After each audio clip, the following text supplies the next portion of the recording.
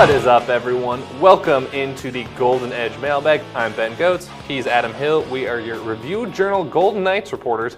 You can find us on Twitter at Ben S. Goetz, G-O-T-Z. He is at Adam Hill, L-V-R-J. We are always here to take your questions. You can also email them to me at bgotz@reviewjournal.com. And Adam, we got some good ones today as the Golden Knights are heading into a big matchup with the Calgary Flames tonight. Yeah, they are. Big games on tap. They play Calgary twice coming up down the stretch. They play San Jose twice down the stretch. So a lot of important games for the Golden Knights as they try to gear up for a playoff run. Important games and important questions that we got this week. So let's start with one. It was like a punch in the gut when I read the account of how Oscar Lindberg was told of being traded. That is from Kitty Smith. That was not an ideal situation, Adam, because on NHL trade deadline day, Oscar Lindberg was still on the ice practicing when reports emerged that he was part of the trade that got Mark Stone to the Vegas Golden Knights. So certainly not how the team wanted to handle it, but also just kind of the reality on days like that. Yeah, it's really where we are kind of in society right now as far as, everything's on social media, everything's immediate. I think in the old days, he's on the ice, the general manager would have come down, grabbed him off the ice, kind of talked to him. But it's just not the reality anymore because everybody finds out right away. So it's trade deadline day. Most of the players have gone back to the locker room.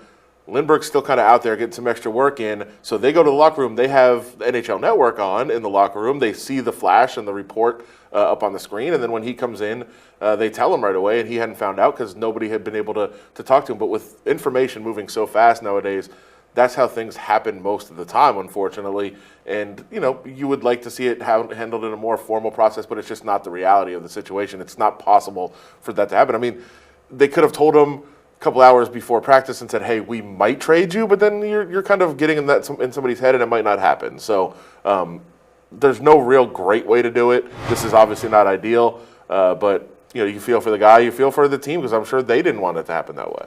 Yeah, absolutely. And like I said, the news that the trade broke kind of happened in the middle of practice. The Golden Knights practiced at 11 a.m. on that Monday. The trade deadline was at noon.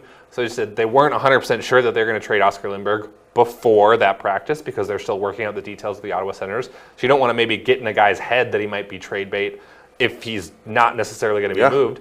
But it breaks in the middle of that practice. Lindberg is still on the ice working while general manager George McPhee is still in kind of the Knights' war room because remember, they didn't only trade for Mark Stone, they worked out an 8-year extension. So there's other stuff that the Golden Knights front office had to work through here in addition to actually making that trade call to the league to make it official. So, just a tough spot. So Lindberg goes back to the locker room. William Karlsson, his Swedish countryman, comes up to him and was like, hey man, you've been traded.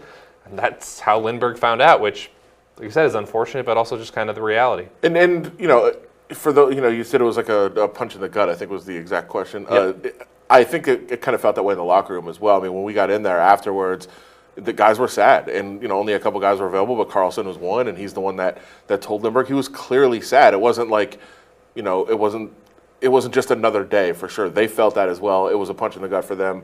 And, you feel for guys that you feel for Karlsson for having to tell him. I mean, he didn't want to do that either. But in the end, it's a business. Everybody knows that. Everybody's aware of that. And, that's just the reality of the situation. Yeah, tough situation. But Oscar Lindberg now 2 goals in 5 games for the Ottawa Senators. So looking pretty good there. 2 goals. I like the visual representation of that. It's good. Yeah, I got you. Lindberg is a free agent after this year. So maybe an opportunity for him to kind of, get some playing time there with the Senators and earn another NHL contract. All right, let's move on to our next question. Is there anything Ryan Carpenter can't do? No wonder the NHL Coach of the Year, that's Gerard Gallant, loves him. Carpenter is coming off a very good game where he scored a goal against the Vancouver Canucks. I thought that fourth line was excellent with him on it, with Pierre-Edouard Bellemare and Ryan Reeves on in that game. I would say, Adam, that Carpenter can't score that much. He does have a career high 15 points this season. It ties his career high. But overall, he's playing kind of nice since coming back from injury. Yeah, I mean, you hear this every time Gerard Gallant talks about Ryan Carpenter. You hear how much he loves him, how much he respects what he does on the ice. He plays his position. He knows, like you kind of know, when you put him out somewhere, he's going to do what you ask him to do. Not flashy, not going to put up the huge point totals, as you said, but certainly is a guy that you can trust and rely on if you're a coach, and coaches love that. And you hear that every time he speaks about him. But I have one that he can't do. I actually watched him coach a celebrity basketball game against Nick Holden. He's not a very good basketball coach, and I don't know if he would dispute that at all. I mean, his team fell behind like 14-0 right away and no timeout. Got to take a timeout earlier than that, right? What are you doing? Although I will say, Maybe I'm wrong because his team did rally. They took a lead. Nick Holden's team got the win. But I don't think he's a very good basketball coach. That's the one I'll give you. Well, there you go. Let's move on to another one. With the addition of Stone, it's almost like the other Knights player said, hey, you think this guy's a big-time scorer? We'll show you some scoring. Now everyone but Stone is scoring. Is that an impression of somebody? Or This was an email, so I don't know what Kaynella sounds like, but I kind of thought that was the tone that was going on. Hey, we'll show you some scoring.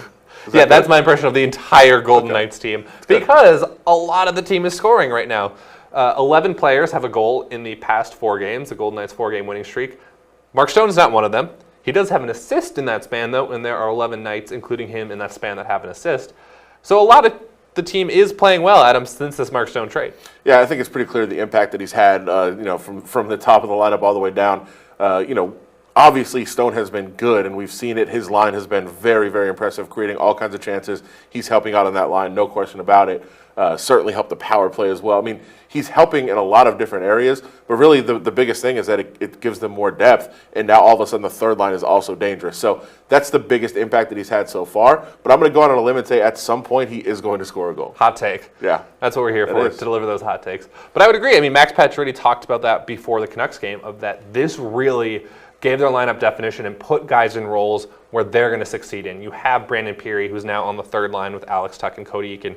That's probably as good of a third line that they've had all year. And as I mentioned earlier, Ryan Carpenter, Pierre-Edouard Bellemare, and Ryan Reeves formed a really, really good fourth line. The Canucks could not handle that line at all in that game. So that's where you start to get really interesting if you're the Knights heading into the playoffs, is you might have 4 lines that you can actually roll and feel pretty good about. Alex Tuch on the third line that's a luxury that most teams would love to have. And by the way, interesting segue for us. Interesting segue, because our last comment of the day is there's something really wrong with Alex Tuch's game lately. There's some stats for you there. He has a goal, but that's his only point during this recent 4-game winning streak. He has 1 goal in his last 16 games and just 5 points in that span. So not a great stretch for a really young, promising player for the Golden Knights. But I do think he got a lot of confidence back with that 1 goal, Adam, which was a nice one against the Anaheim Ducks. Yeah, and I think the assists really started to get him back. See, he had a 7-game stretch of not scoring any points at all, and I know it was starting to get to him. In fact, I was on the road trip, talked to him about it, and he said, "Are you sure it wasn't 8?" Like, it was really weighing on him. He thought it was even longer than what it was. So, he's a guy who has all kinds of potential, all kinds of talent. He started out so well this year and was putting up really good numbers and looking like maybe his contract extension was going to be a huge bargain for the Golden Knights. I still think it will be in the end. I think he's a guy that's going to be very productive. But listen, he's a younger player, and a lot of times younger players, especially starting to get late in the season, starts to slow down a little bit. It starts to hit a little bit of a wall. I think he's going to be fine. I think in the future he's going to be a star. You just hit these lows sometimes, and he's going to have to work his way through it. And I think he's starting to get that confidence back a little bit. And on that third line, he's going to be incredibly dangerous. Yeah, I mean, I think we easily forget because he's been so productive, but he's still just 22 years old. That's younger than you. It is younger than me because I'm 25. Alex Tuch is 22. And Alex Tuch, I mean, he's a big dude. He's not a small dude. He looks older. But I think that's something important to keep in mind, is that this is a guy who had his first real taste of extended scoring success in the NHL early this year. Then he got in a slump, and he hasn't really had to deal with an extended slump like that so far in his career. So we'll see how he bounces back from it. He has talked about, he's thinking about it a lot. So it's weighing on his mind, there's no question, and that just makes it worse. It compounds it. So I think he'll figure it out very soon, and I have no doubt Alex Tuch is going to be back to being a big-time scorer for the Golden Knights. Yeah, it's just all part of the maturation process, and we'll see how it works out. We'll also see what the next couple of games bring for the Golden Knights. As a reminder, you can send us questions on Twitter. I am at Ben S. Goetz. He is at Adam Hill LBRJ, or email me at bgotz@reviewjournal.com. For Adam Hill, I'm Ben Goetz. This was The Golden Edge. Thanks for watching.